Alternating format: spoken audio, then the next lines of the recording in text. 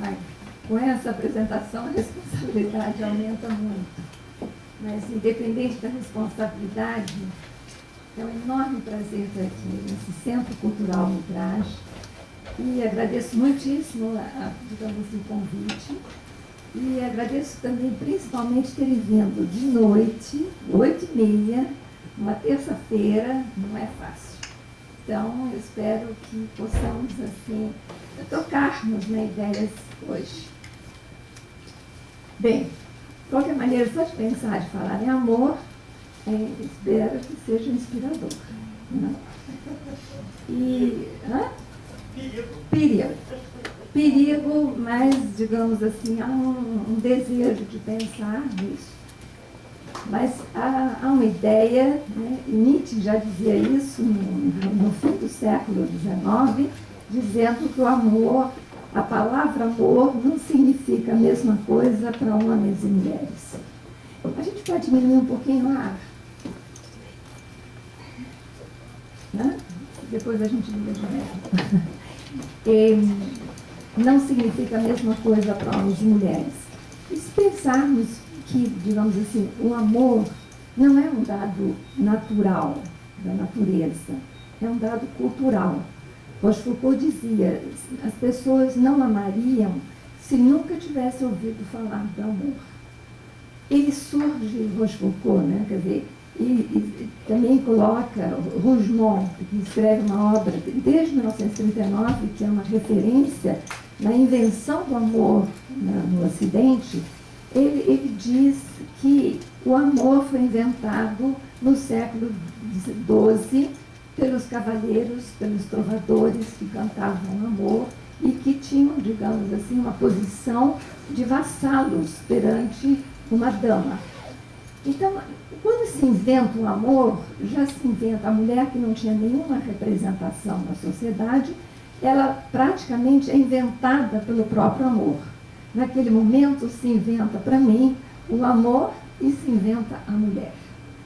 E ela vai, digamos assim, atravessar, digamos, o amor cortês brilhou no cenário mundial por pouco tempo, mas deixou marcas profundas, porque é desse amor cortês que vai ser retomado com o romantismo e no qual nós temos os nossos, digamos assim, certos fundamentos do amor como conhecemos até hoje. Mas essa ideia de que já há uma posição diferente do amor, porque é a dama que escolhe o trovador pelo qual ela vai ser cortejada. Então, de uma forma geral ou outra, as posições sociais é que vão determinar a diferença. No século XVIII é que começou-se a pensar na condição feminina, a não ser que nós possamos dizer que foi um movimento das preciosas no século XVII, que eram mulheres da sociedade que começaram a se revelar um pouquinho, começaram a falar uma língua muito especial entre elas e começaram a mostrar que as mulheres podiam ter uma palavra. Mas isso foi um elemento assim muito precursor. No século XVIII é que começou-se a pensar mais na mulher, na condição da mulher, e é pela vertente do amor que se pensa na condição feminina. Por quê? Quer dizer, da mesma forma que eu disse que Nietzsche falava que o amor representava coisas diferentes para o homem e para a mulher, o que ele também dizia é que a mulher se dá por inteiro, até parece o Vinícius de Moraes, a mulher que se dá por homem, né? Tem que se dar por inteiro a sua alma, o seu corpo, e o homem se enriquece dela, como se fosse uma posse. E não foi só Nietzsche como filósofo que fala do amor, mas também, digamos, o poeta Byron, bem no começo do século XIX, ele vai dizer: o todo da existência da mulher é o amor, e no homem é apenas uma coisa, digamos, um aspecto dentre outros. Bom, e entre, digamos, o fim do século com Nietzsche, um filósofo, e vamos passar para o poeta Byron, nós tivemos escritores conhecidos como Flaubert, Balzac, né? E Stendhal, com Amor, e o Rouge et Noir, e todos eles estavam exaltando muito essa condição de quanto as mulheres eram ligadas e viviam pelo amor.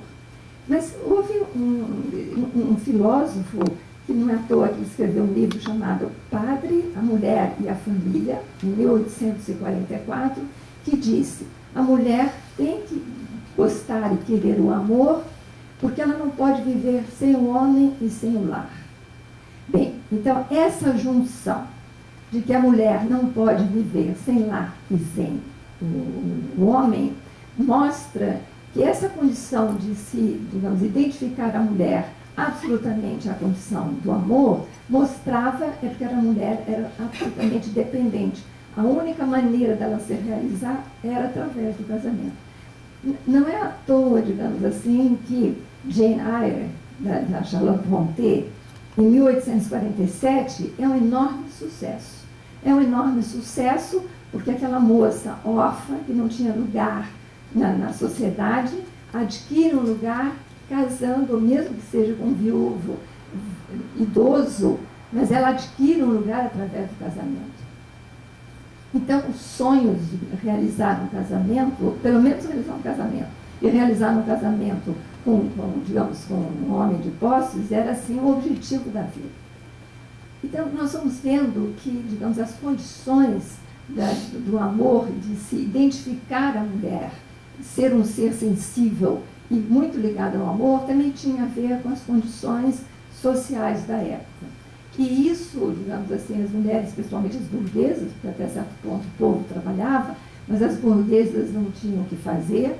As damas da sociedade, apesar de Balzac dizer e fazer um dos personagens dele, que é a Condessa de Langeois, dizer um amante é o aperfeiçoamento de suas qualidades pessoais.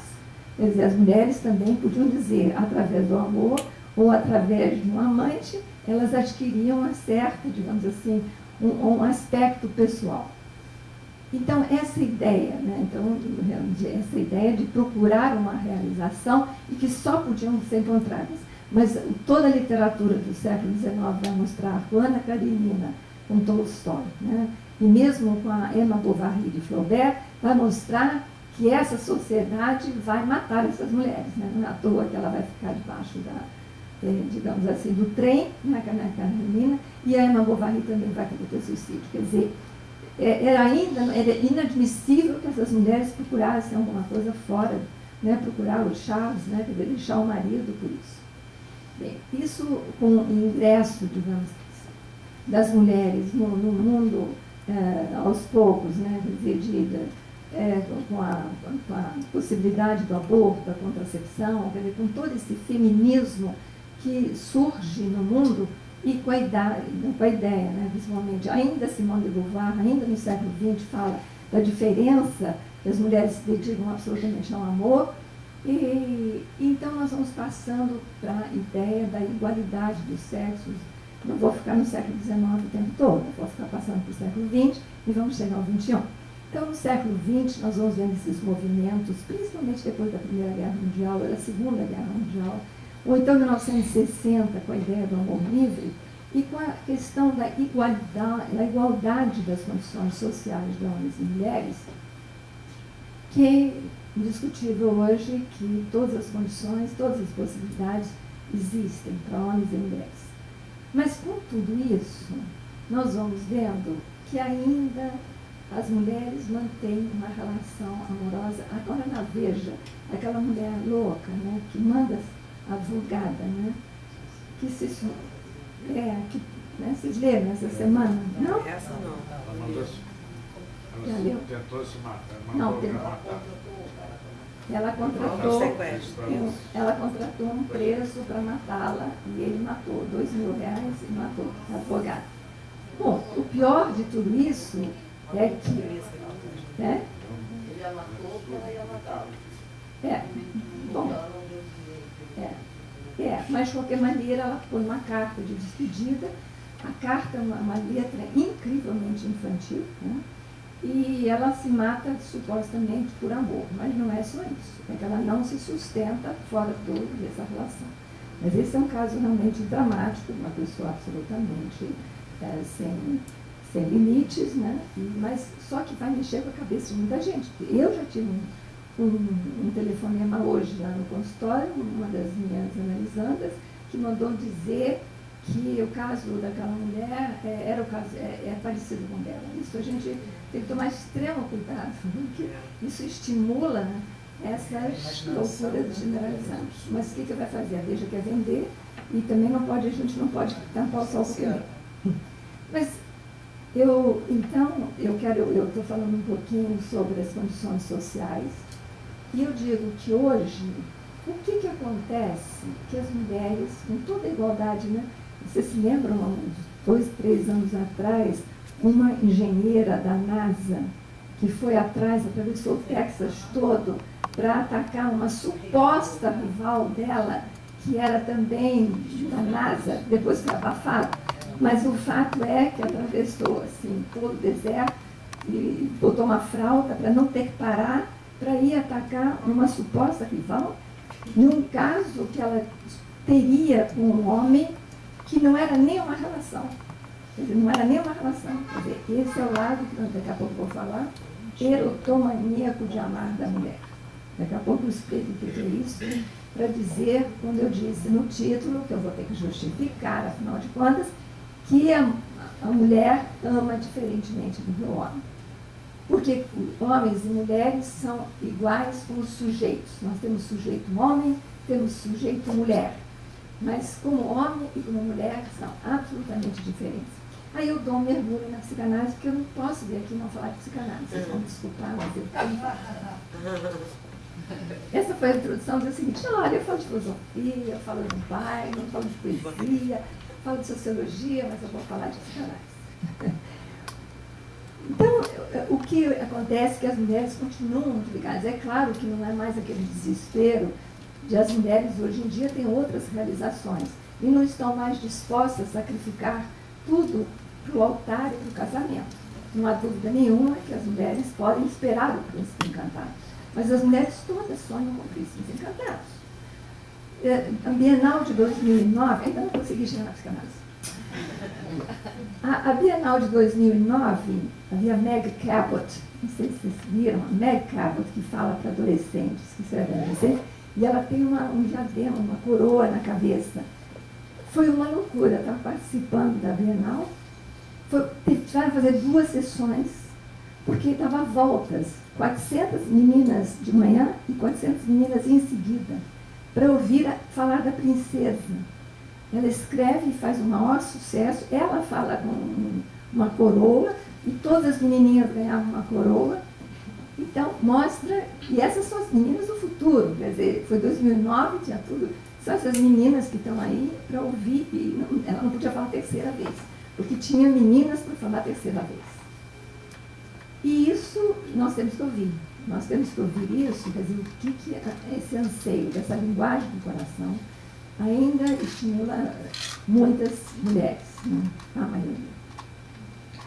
Então, eu acho que eu introduzi dizendo que homens e mulheres são diferentes, né? E eu vou fazer o começo do começo mesmo. Eu vou dizer para vocês que nós temos, que a psicanálise considera, e você já deve ter ouvido falar isso bastante, 2 dimensões essenciais. Eu vou precisar delas para operacionalizar. 2 dimensões essenciais que se chama inconsciente e a pulsão. O inconsciente tem a ver, digamos assim, com todas as palavras que nos são ditas, com todas as nossas identificações. Por exemplo, se eu tenho uma mãe que diz para a menina, quando ela é pequena, né? Pobre menina, eu acho triste nascer mulher. Você é uma mulher, mas eu acho muito triste ser mulher. Essas palavras vão marcar a menina. E vão constituir, eu estou dando um exemplo assim, né? Mas vão constituir significantes, quer dizer, palavras significantes, que vão marcar essa menina de uma determinada forma e vai marcá-la através dessas palavras. Tanto que Lacan dizia, o inconsciente é o discurso do outro. É como é que o outro me recebe quando eu nasço. Estamos indo bem? Tá claro? Se eu tenho uma mãe, por exemplo, que diz, né, porque a Emma Bovary, por exemplo, quando teve a menininha dela, desmaiou, né? Ela desmaia. Imagina, tinha uma menina. Né? E, se tem uma mãe que tem uma menina e diz assim, minha linda, doce princesa, ai, como eu estou feliz, é claro que o nosso inconsciente, por exemplo, vai ficar completamente diferente. Ou se o papai chega, porque não é só a mamãe que chega, mas se o papai chega, minha boneca e tudo mais. Então eu estou mostrando que é claro que a inconsciência se constitui muito mais cedo, vai constituir assim muito mais com as palavras iniciais, porque claro que se eu disser, é claro que a criança não vai entender se a mãe disser minha bonequinha, mas ela vai sentir que a mamãe está olhando para ela como se ela fosse uma bonequinha.